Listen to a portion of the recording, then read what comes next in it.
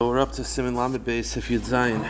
The premise of this Seif is that to make, and this is true by Sefer Torah, Tefillin, and Mezuzos, in order for it to be a kosher letter, it has to be written properly. Erasing extra ink to then form the letter is possible. So if, let's say, the chaf, I have a chaf, and the middle gets filled with ink.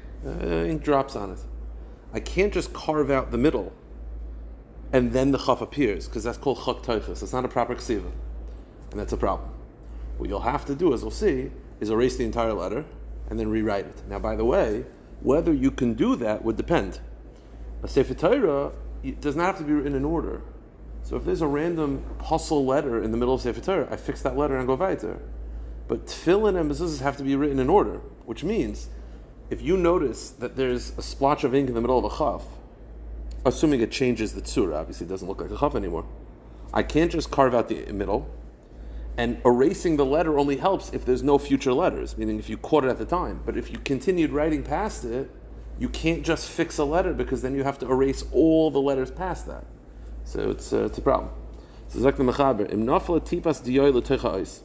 If, let's say, a little bit of ink fell in the middle of a letter, ve'eina nikeres ha'os, and now the letter no longer looks like the letter that it's supposed to be.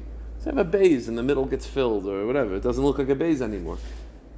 Ein takana ligra hardiyai. You can't just erase the inside. By the way, this is also again the Mishnah Berurah later gives an example. Let's say you're supposed to write a dalid, but you wrote a hey instead. You can't just erase the little leg, because again, you're forming the letter not by writing but by erasing. Says the Mechaber, that's called chak teiches. Chak teiches means carving the inside out and revealing a letter. That's a problem. Upasal mishum de'inu v'kosav v'loy v'chakak. It has to be ksiva, it has to be writing, not carving out other forms to appear the letter. Hu adin im tav v'kosav dalid b'makom reish. Let's say instead of writing a reish, you wrote a dalid. A dalid and a reish are the same. It's just that the reish, it's curved on the corner, but the dalid is a right angle. So I just want to erase that little bit on the side and make a reish. You can't do that. Says the Mechaber, a base b'makom kaf, or a base instead of a chaf. Ein takana limchak hatag l'takna ois. You can't fix it. So what do you do? So the Mishnah Berurah says what you have to do is you have to erase the whole letter.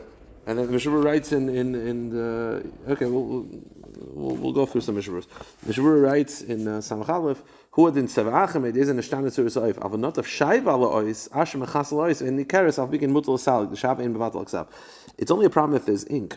But let's say there's wax. I don't know, someone's doing havdalah too close to ksav, and the wax falls on top. You could peel off the wax. The wax is not considered covering the letters, even though it's on top. That's not considered covering the letters, and that's not considered forming the ksiva. It was never mevatel the ksav that peeling it off will be a problem. Zak the Mechaber Mishnah Berurah weiter. Ve'ein nikeres. Go to Samach Gimel. Ve'bein shayidei ze nishtamet timunas leis acheres kan shenafel tiba teichal beis v'nera kepei. If it doesn't look like the letter, whether it looks like another letter, whether it doesn't look like any letter, that's a problem. It's not just all letters are like this. And he continues, okay, go to the next page. Look at the bottom, he says, you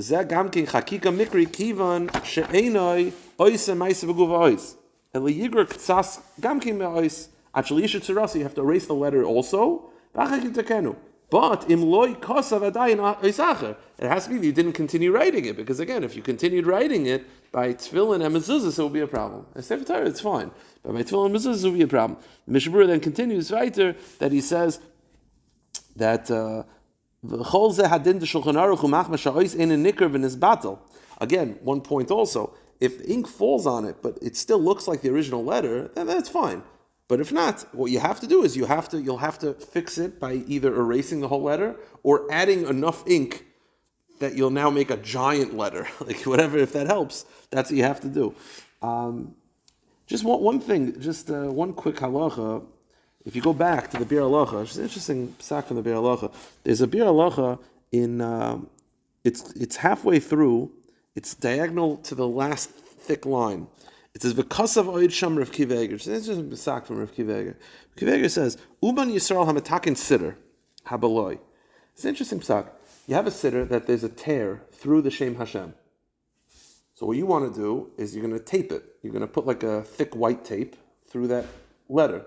The problem is you're going to put some, they even have pictures, you're going to put some glue and then put, not clear tape, but thick tape over the Shem Hashem. The problem is, because I'll never be able to remove the tape without tearing the Shem Hashem weiter, that itself is also a problem, interestingly enough. So it says Kiveger,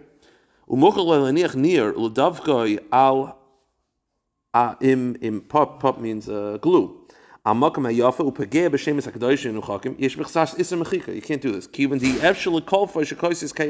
Because you're not going to be able to remove it without tearing the letter. So what you have to do is like this.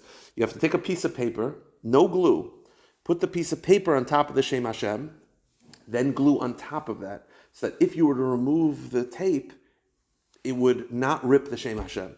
Again, it's just something, you understand what I'm saying? Meaning you have to put a piece of paper without glue on the Shem Hashem, then glue on top of that. So that if you remove it, the paper would come off without ripping the Shem Hashem. Again, it's just a quick subtlety, but just something to be conscientious of.